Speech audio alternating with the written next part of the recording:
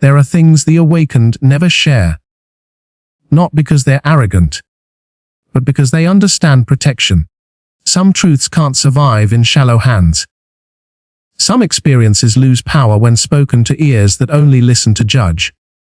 When your spirit begins to awaken, you learn the difference between sharing and scattering. Not every vision is meant for company. Not every dream deserves an audience. Because people still trapped in illusion can't see light without trying to cage it. They'll question it, twist it, call it arrogance. So you learn to stay silent, not out of fear, but wisdom. Because sacred things only grow in silence. And what's meant for your spirit will wither if you let the wrong energy touch it. The deeper you walk into awakening, the more you realize, not everything you feel can be spoken. Not every revelation deserves to be shared. Because truth is fragile in its early form. When it first arrives, it comes as light, pure, raw, weightless. But the moment you hand it to someone who can't yet see, they'll try to shape it into something familiar, something small enough for their fear to hold. That's how sacred things die. Not by fire, but by misunderstanding. At first, you'll want to share it all. The visions, the synchronicities. The way numbers start showing up like whispers from the universe. You'll want to tell people about the signs, the energy shifts, the moments when time feels slower, when you feel everything breathing in rhythm with you. You'll want to tell them about the dreams that come true, about how you feel things before they happen, about how silence now speaks louder than words. You'll try, and they'll smile politely. They'll say, "That's just coincidence." Or "You're overthinking," or worse, "You've changed." And they'll be right. You have changed. You've started seeing beyond what they call reality. You've started hearing between words, sensing between breaths. You've stepped into a world they can't see yet. And when you talk about it, they think you've lost touch, not realizing you've found something they've forgotten. That's when the first heartbreak of awakening happens. Not losing people, but realizing they were never truly with you. You look around and see how asleep the world is, eyes open, but souls closed. They worship what glitters, not what glows. They crave validation, not vibration. They follow noise, not knowing that silence holds the real answers. You try to pull them out, gently at first, then desperately. But the more you explain, the more resistance you meet. You speak truth, and they hear threat. You speak peace, and they hear distance. You speak from awakening, and they answer from illusion. That's when you learn, awakening is not a conversation. It's a frequency, and not everyone can tune into it yet. So you begin to guard your truth. Not because you're selfish, but because you've seen what happens when sacred energy touches unready hands. It turns into mockery, doubt, gossip, or fear. The same light that heals you can blind those who aren't ready to look. And when they mock what they don't understand, it's not them you lose. It's your own clarity that gets shaken. That's why the awakened grow quiet. Not out of pride, but preservation. You stop talking and start embodying. You stop explaining and start radiating.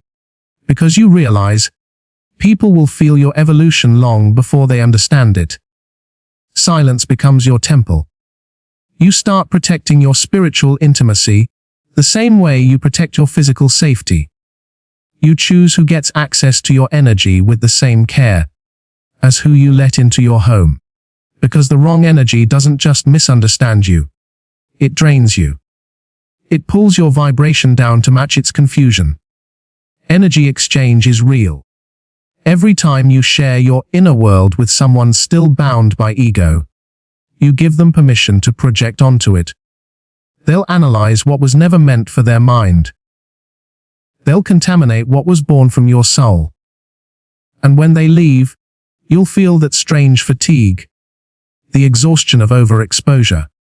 So you start keeping certain things between you and the divine. You stop seeking validation for your visions. You stop trying to prove what you've experienced is real. Because you've seen the proof in your peace. And that's enough. You learn to love the privacy of your transformation. The quiet mornings where insight arrives like sunlight through blinds. The walks where the trees whisper back. The stillness that feels like prayer without words. You stop needing witnesses because you realize awakening was never meant to be performance. The more you protect your inner world, the stronger it grows. Your intuition sharpens. Your manifestations accelerate. Synchronicities multiply.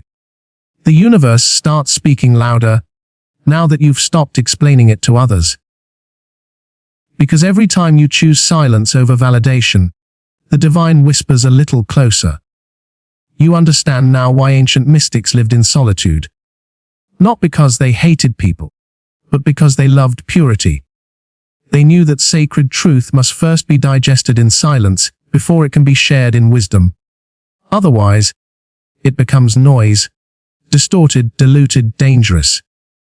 When you keep quiet about your awakening, you're not hiding. You're gestating. You're letting truth root itself so deeply that no one's doubt can uproot it. You're letting clarity crystallize inside you until it can stand alone. Later, when it's ready, truth will speak through your actions. Your calm will preach louder than sermons. Your peace will teach louder than philosophy.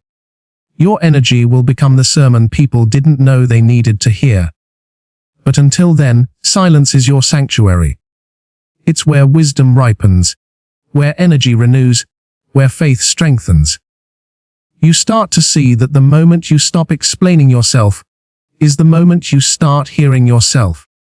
The world will never understand how silence can be full of language, how solitude can feel crowded with divinity, how stillness can roar with revelation. But you do. That's why the awakened rarely argue. They just smile, they nod, they walk away softly.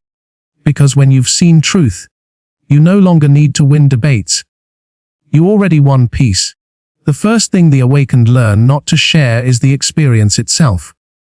The visions, the dreams, the sudden flood of knowing that comes in a breath and leaves you trembling with clarity. These are not souvenirs for conversation.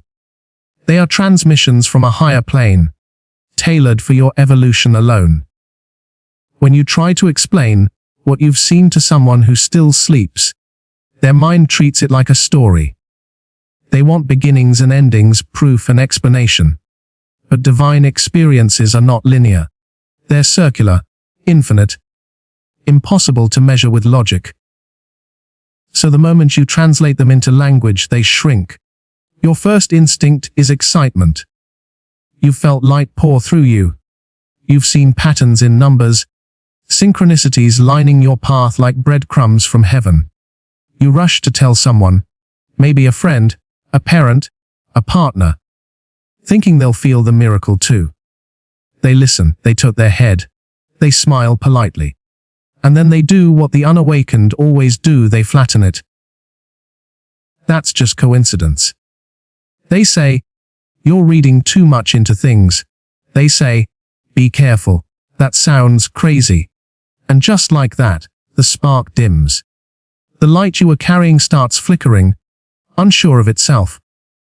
Not because it wasn't real, but because you handed it to someone who couldn't see beyond sight. That's the danger of speaking too soon. Sacred energy is soft when it's new. It needs silence to solidify, like metal cooling after fire. When you expose it to disbelief, it hardens wrong, misshapen, half alive. There are things the divine reveals in whispers, because only silence can hold them. When you tell them prematurely, the vibration collapses into noise. That's what the ancients meant when they said, the secret protects itself. The unawakened world wants evidence. It asks, can you prove it? But proof belongs to the material, truth belongs to the infinite. When you've tasted the infinite, there's no experiment that can contain it. Trying to prove it to the asleep is like trying to hand sunlight to someone in a jar. So you learn restraint. Not out of shame, out of reverence. You start keeping your revelations private until they ripen. You stop showing your wings to people who've never believed in flight. You begin to notice how quickly disbelief manifests as distortion. When someone laughs at your vision, you feel the laughter echo inside you. Doubt grows like mold on fresh fruit. You start questioning yourself. Did that really happen? Was I imagining it? And the moment you doubt your own download, you disconnect from the frequency that gave it. That's why the wise guard their experiences like sacred fire. They share them only with those who can add wood, not water.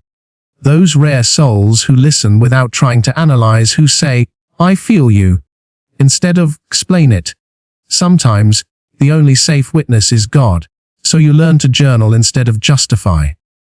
You pour your visions onto paper, not into unready ears. You write to the universe like a lover you trust completely, knowing it always writes back, in synchronicities and signs, not sentences. The more you do this, the stronger your connection grows. Because every time you honor a revelation by keeping it sacred, the universe sends another.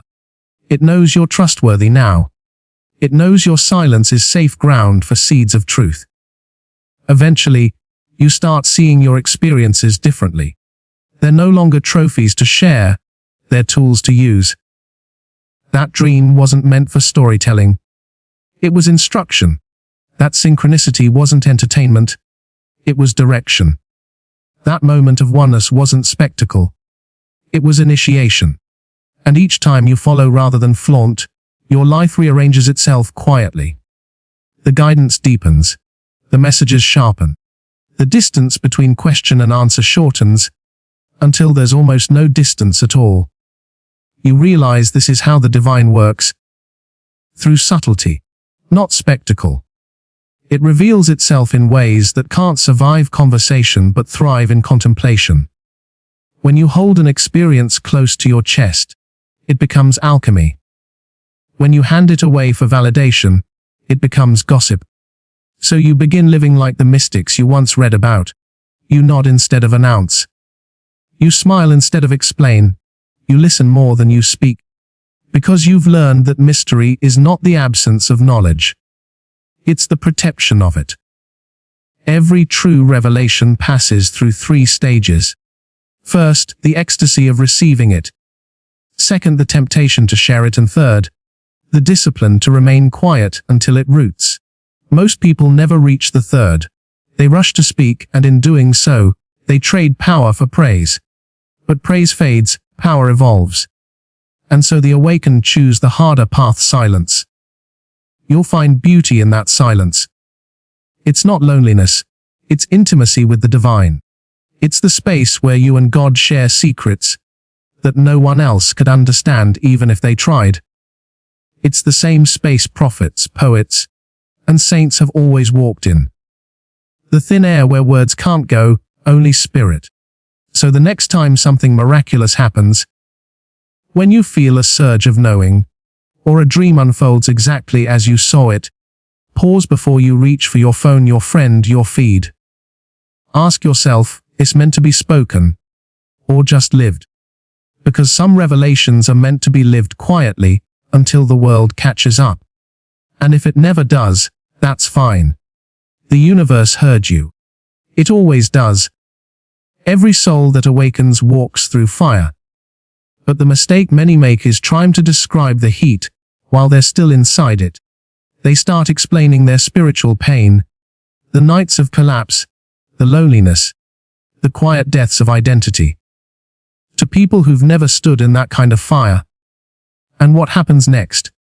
They get advice instead of understanding, judgment instead of compassion, noise instead of silence. That's the danger of exposing your healing too early. People will try to fix what God is still transforming. The truth is, awakening doesn't feel holy while it's happening. It feels like breaking, like your entire self is being dismantled piece by piece. It's not poetic, it's purging. You wake up crying for reasons you can't explain. You lose interest in things that once defined you. Friends fall away. Dreams collapse. Everything familiar starts feeling foreign. You'll tell someone close to you, hoping they'll understand.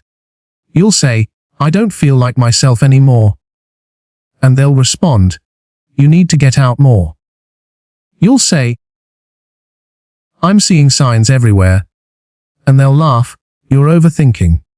You'll say, "I feel like something bigger is happening to me." And they'll tilt their head like you just said something dangerous. They don't mean harm. They just don't know. They've never felt the universe rearranging them from the inside out. They've never had illusions ripped from their hands while love whispered, "Trust me." They haven't yet learned that the path to awakening is paved with loss. So they try to comfort you with logic. They try to drag you back to the familiar. They tell you to move on, get busy, stop overanalyzing. But those are words of someone still asleep, someone terrified of the silence that heals. And when you listen to them, even for a moment, your growth slows. You start doubting your path.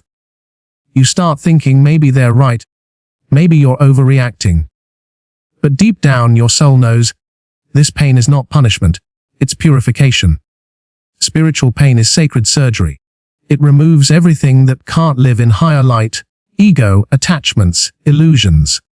It's messy, painful, disorienting, but necessary. And only those who've walked through it can recognize its holiness. That's why your pain must stay private while it's raw.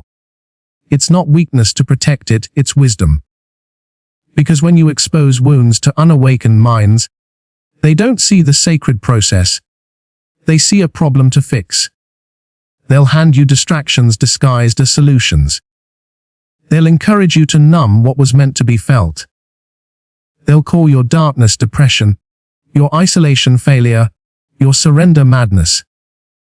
They'll give names to your transformation that make it sound like sickness. And if you're not careful, you'll start believing them. You'll start resisting what was meant to renew you. You'll start fighting the very storm that was clearing your sky. That's why the wise suffer in silence. Not because they're hiding, but because they're listening. They know pain has a voice, but it speaks only in quiet. It doesn't want to be analyzed, it wants to be witnessed. So you learn to hold your pain like prayer. You cry into pillows instead of people. You scream into the wind instead of walls. You write to God instead of venting to the blind. You stop begging others to understand, because you finally understand yourself. Pain is not your enemy, it's your initiation. Those nights when no one texts back. Those mornings when you wake up heavy and hollow. Those are not signs of abandonment. They're signs of rebirth. You're being emptied, so that something purer can take residence. And if you talk too soon, people will mistake your shedding for falling apart. They'll say, "You used to be so happy," not realizing happiness was the mask you wore before peace found you. They'll say, "You're not yourself," not realizing yourself was the illusion now dissolving. This is why the divine isolates you. It removes your audience, so you can stop performing healing and start living it. When you stop trying to explain your pain, you start hearing its message. And the message is always the same: trust me. I'm making space for your higher self. There's a kind of sacred privacy required for transformation. You wouldn't pull a seed out of the soil to prove it's growing. You wouldn't tear open a cocoon to show the butterfly inside. Growth demands darkness. The unseen, the unspoken, the protected. So you learn to honor your own seasons of silence. You stop forcing light before dawn. You let yourself break quietly, heal slowly, rise naturally. You understand that no one can validate what they've never lived. Later, when the pain has finished its work, when your peace has roots deep enough to weather misunderstanding, you may share the story. But by then, it won't be for sympathy. It'll be for service. You'll speak not to be heard but to guide. Because wisdom doesn't rush out of wounds, it flows from scars. Until that moment, you protect your process like sacred fire. You keep the flame small but steady. You tend to it in solitude. And when it grows into light strong enough to warm others, that's when you share. Not before. So when someone asks, "Are you okay?" and you don't know how to answer, let your silence be your prayer. Let your pain remain between you and the divine that's shaping it. Because the moment you stop explaining your suffering, it transforms from agony into alchemy. It stops being a story of hurt and becomes a map of awakening. The world may never understand that.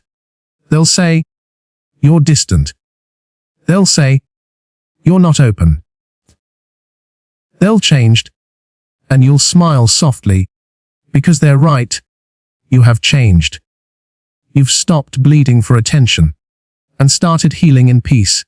Pain shared too early becomes entertainment. Pain shared too late becomes memory. Pain held in reverence becomes wisdom. And wisdom never needs to be explained. It simply radiates. When you begin walking with awareness, the universe starts giving you previews. Not full movies, just flashes, glimpses, scenes from futures that haven't yet arrived but already belong to you. It might be an image, a word, a place that keeps appearing in dreams. A whisper that says, "Move there. Let go now." And when you hear it, your whole body vibrates with truth. You don't know how it will happen. You just know it will. That's divine guidance. The invisible blueprint of destiny revealing itself one piece at a time. And it always comes quietly. It doesn't shout. It doesn't beg. It trusts you to listen. But here's what most people do wrong: they speak it too soon. They take a sacred seed and hold it up to the wind. They share the vision before it's rooted. And the moment they do, that delicate energy scatters into the noise of other people's disbelief. You'll tell someone you're about to start something new. A calling you can't explain. A leap that feels divinely orchestrated. And they look at you through the lens of their own limitations. They'll say, "That's unrealistic." They'll say, "Be careful." They'll say, "Why would you risk that?" And they mean well. But what they're really saying is, "I can't see what you see, so I'll judge it by what I know." What they know is safety. What you know now is surrender. And those two cannot hold the same dream. That's why you must protect your future like sacred currency. Don't spend it in casual conversation. Don't hand it to the unawakened to validate. Because the moment you invite the wrong energy into your vision, it starts reshaping it to fit their smallness. You'll find yourself second guessing, explaining, overthinking, turning revelation into reason. And reason is the quickest way to kill destiny. Every dream has a vibration, and that vibration must stay pure. Before a vision can become reality, it must survive doubt, yours and others. And while you may have already outgrown yours, other people's doubt can still find cracks in your confidence if you let it in too early. You've probably felt it before. You share something sacred, and instantly the air changes. Their tone shifts. The energy drains from your excitement. Suddenly what felt possible begins to feel fragile. That's not coincidence. That's energy exchange. The unawakened don't just respond with words, they project frequency. And if your vision is still in seed form, that energy can stunt its growth. That's why divine plans are meant to be protected until they're strong enough to stand without your defense. Until then, silence is your armor. You build quietly. You move quietly. You rise quietly. You let results speak louder than promises. The universe loves discretion. That's why miracles are hidden in plain sight. Seeds grow underground. Babies form in darkness. The sun rises before anyone sees it. Even galaxies are born in silence. Creation itself is secretive. When you align with that rhythm, you stop broadcasting what's still becoming. You start treating your purpose like sacred architecture, built in the dark, revealed in light. You stop asking people if it's possible, because you've learned that permission is the language of the unawakened. The awakened don't ask, "Can I?" They say, "I'm guided." Every major leap of your life will be misunderstood until it's complete. They'll call it reckless while it's building, and genius when it succeeds. They'll doubt it when it's invisible, and envy it when it's real. That's why the universe hides your progress from public eyes. Not to punish you, but to protect your vibration from being touched by fear disguised as love. So you learn to move like water, unseen, unstoppable. You stop over-explaining your next steps. You stop posting every progress moment just to feel validated. You stop seeking witnesses for what only God needs to see. Because if the divine wanted everyone to know your plan, it would have told them directly. When you guard your vision, something magical happens. The energy begins to condense, to strengthen, to vibrate at a frequency that no disbelief can alter. You become magnetic, not because you shouted your dream, but because you embodied it in silence. And then one day, the thing you saw in your mind becomes visible. The place you dreamed becomes real. The life you felt coming is suddenly here. And everyone says, "You're lucky." But you know better. You know luck is what happens when alignment meets divine timing, both of which are born in silence. The unawakened speak from fear. The awakened move from faith. Faith doesn't explain, it executes. It walks forward without confirmation, trusting that the ground will appear beneath its feet. So when your next revelation arrives, that quiet pull in your chest, that sudden image in your mind, don't run to announce it. Write it down, pray over it, breathe with it. Let it become part of you, until speaking it feels redundant, because you're already living it. The greatest proof of divine instruction isn't words, it's transformation. When you become what you saw, no one can argue with it. By then, it's too late for doubt to touch it. It's already manifested. That's why the spiritually awake keep their plan sacred. They don't need applause, they need alignment. They don't crave witnesses, they crave clarity. They don't ask for help from the asleep. They wait for guidance from the light. Because some dreams are assignments. And every divine assignment comes with this commandment. Do not expose what is still in process. Protect your vision until it's unbreakable. Hide your steps until your path becomes undeniable. Keep your prayers private until your peace makes them obvious. By then, you won't need to tell anyone what you were building. They'll be standing inside it. As you rise higher in consciousness, the universe starts revealing what was always hidden inside you. Abilities. Perceptions that defy logic. You start to feel, see, and know in ways that make the ordinary world look translucent. You sense when someone's lying without hearing a word. You feel when a room's energy shifts before anyone moves. Sometimes you dream something, and it unfolds in waking life days later. Sometimes you pray, and the answer arrives before the prayer finishes leaving your lips. It's not magic. It's alignment. It's what happens when your frequency syncs with divine intelligence. You're no longer just living in the world. You're living with it, in conversation with creation itself. And naturally, at first, you'll want to talk about it.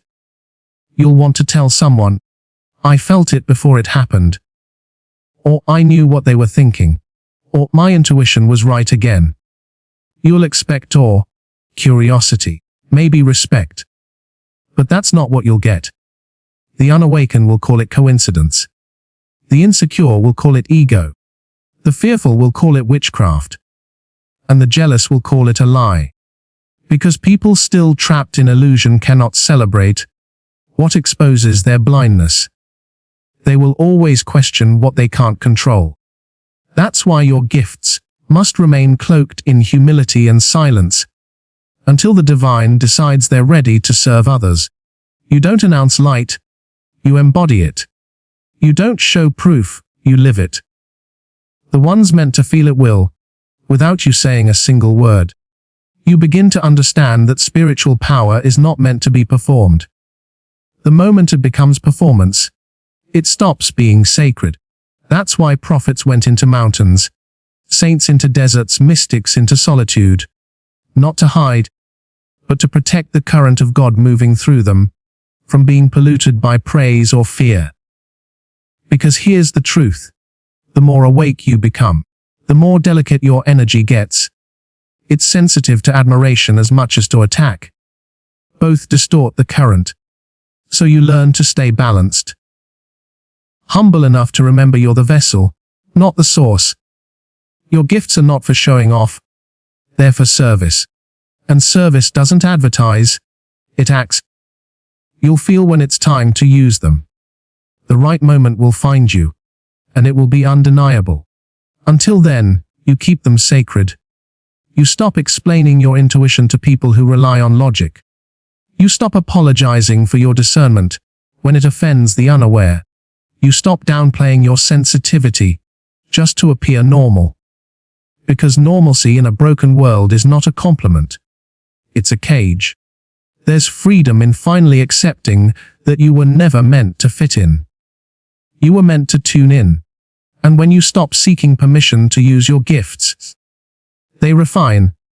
They start working quietly, almost invisibly. You think of someone, and they call. You pray for someone and they heal. You walk into a place and peace follows. That's not ego. That's energy doing what energy does when it's clear. But clarity needs containment.